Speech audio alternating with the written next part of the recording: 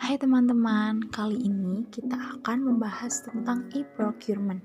Apa sih yang kalian ketahui tentang e-procurement?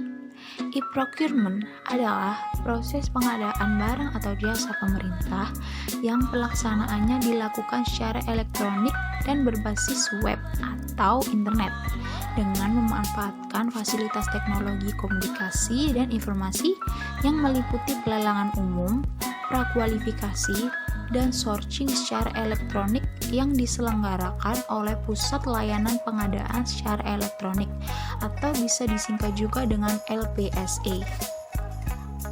Tujuan dari e-procurement adalah untuk mempercepat proses pengadaan dan pembelian barang kepada vendor. Pada umumnya, pembelian barang ini akan bersifat tender. Tujuan atau manfaat dari pengguna e-procurement akan terlihat selama proses atau tahapan dalam pengadaan.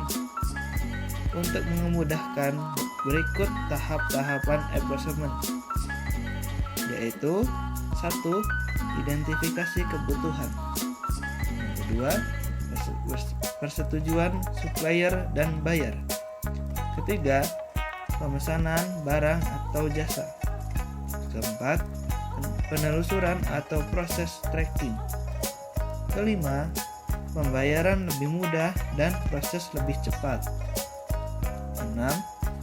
Penyusunan laporan lebih akurat dan lebih tepat. Ketujuh, evaluasi efisien dan lebih mudah. E-procurement memiliki beberapa proses.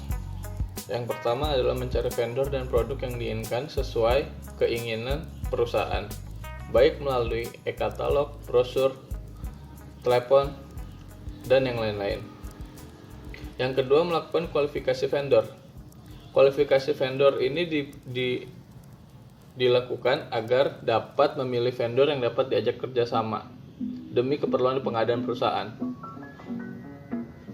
Yang ketiga adalah memilih mekanisme pasar, baik itu mau private, umum, lelang, barter, atau yang lain. Yang keempat, melakukan perbandingan serta negosiasi mengenai kualitas barang, harga barang, metode pengiriman, dan lain-lain. Selanjutnya, membuat kesepakatan kontrak untuk pembelian setelah negosiasi berhasil. Yang kelima, membuat purchase order dengan vendor. Yang terakhir, mengatur jadwal pengambilan atau pengiriman barang sesuai dengan kesepakatan yang telah dibentuk sebelumnya. Kemudian melakukan pembayaran kepada vendor. Tipe-tipe dalam e-procurement. Yang pertama, berbasis web ERP. Membuat dan menyetujui permintaan resmi pembelian, menempatkan pesanan pembelian dan menerima barang dan jasa dengan menggunakan sistem perangkat lunak berbasis pada teknologi internet. Yang kedua, IMRO, pemeliharaan, perbaikan, dan overhaul. Sama seperti web berbasis ERP, kecuali barang dan jasa yang dipesan adalah non-produk terkait persediaan MRO. Yang ketiga, e-sourcing, mengidentifikasi supplier baru untuk kategori tertentu, persyaratan pembelian menggunakan teknologi internet. Yang keempat ada e-tender, mengirim permintaan informasi dan harga kepada pemasok dan menerima tanggapan dari pemasok menggunakan teknologi internet. Yang kelima, e-reverse, atau menggunakan teknologi internet untuk membeli barang dan jasa dari sejumlah pemasok dikenal atau tidak dikenal. Yang terakhir itu e-informasi, pengumpulan dan penyebaran informasi pembelian baik dari dan untuk pihak internal maupun eksternal menggunakan teknologi internet. Adapun kekurangan dan kelebihan e-procurement. Dalam kekurangannya yaitu 1.